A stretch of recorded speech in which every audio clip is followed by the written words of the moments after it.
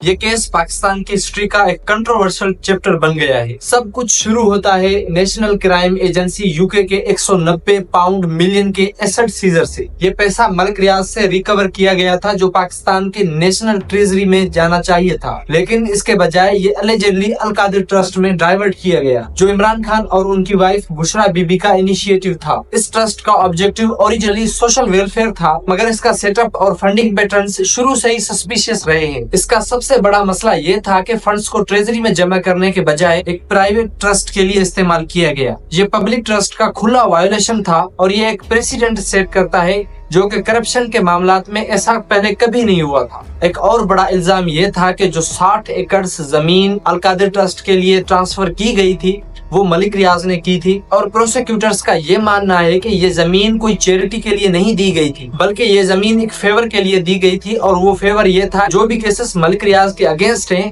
ان کو سپریس کیا جائے، کیونکہ اس وقت کے پرائم منسٹر تھے عمران احمد خان نیازی۔ اور یہ القادر ٹرسٹ نان پروفٹ آرگنائزیشن بھی 26 نومبر 2019 کو عمران خان کی موجودگی میں بنائی گئی تھی، اور لیگل ایکسپرٹس کا یہ ماننا ہے کہ منی کی ٹرانزیکشن یہ سسپیکٹ کرتی ہے کہ ایک پبلک آفس کا مس یوز ہوا تھا۔ پاکستان میں کرپشن کیسز کوئی نئے نہیں ہیں، لیکن القادر ٹرسٹ والا کیس یونیک ہے کیونکہ اس میں ایک سٹنگ پرائم منسٹر کا نام ڈائریکٹلی انوالوڈ ہے۔ پچھلے کیسز جیسے کہ نواز شریف کا پیناما پیپرز والا کیس اور آصف علی زرداری کا فیک اکاؤنٹس والا کیس، وہ بھی ایکسپرٹس کے حساب سے بڑے میسو اسکینڈلز تھے، لیکن یہاں direct miss use of national assets اور لیگل ایگریمنٹس کا ایشو ہے۔ پولیٹیکل انالیسس کے مطابق باقی کیسز میں کرپشن انڈائریکٹلی ہوئی تھی یا ان کا اسکیل کچھ اور تھا۔ پیناما پیپرز ایک انٹرنیشنل اسکینڈل تھا جو فائنینشیل ٹرانسپیرنسی کے اراؤنڈ تھا، مگر القادر کیس جوڈیشری کے لیے ایک انٹرنل ٹیسٹ تھا جو اب ایک نیا بینچ مارک سیٹ کر رہا ہے۔ القادر کیس کے ڈیسیشنز نے نہ صرف جوڈیشری کی انڈیپینڈنس کو ٹیسٹ کیا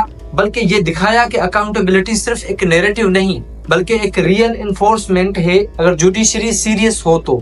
اس ورڈکٹ کا امپیکٹ پاکستان کی پولیٹکس اور فیوچر الیکشنز پر زبردست ہوگا، کیونکہ ایک طرف پی ٹی آئی سپورٹرز اس کو پولیٹیکل وکٹیمائزیشن کی نظر سے دیکھتے ہیں اور دوسری طرف جوڈیشری کی کریڈیبلٹی کے لیے یہ ایک امپورٹنٹ مومنٹ ہے، کیونکہ یہ پہلی بار ہوا ہے کہ اتنے بڑے ہائی پروفائل والے لیڈر پر اس لیول کی اکاؤنٹیبلٹی انفورس ہوئی ہے۔ آنے والے الیکشنز میں یہ دیکھنا ہوگا کہ پی ٹی آئی اپنے نیریٹیوز کو کیسے فریم کرتی ہے۔ اگر انریسٹ ہوتا ہے تو اوور آل پولیٹیکل کلائمیٹ اور اکانومی دونوں ہی سفر کریں گے، لیکن اگر جوڈیشری کنسسٹنٹ رہتی ہے تو یہ ملک کے لیے ایک نیا چیپٹر ہوگا جہاں رول آف لا پریویل کرتا ہے۔ کیا آپ کو لگتا ہے کہ جو جوڈیشری اور ایکسپرٹس بتا رہے ہیں وہ سچ ہے اور یہ ایک اور اسکینڈل ہے، یا یہ عمران خان پر الیگیشن ہے؟ کمنٹس میں ضرور بتائیے گا۔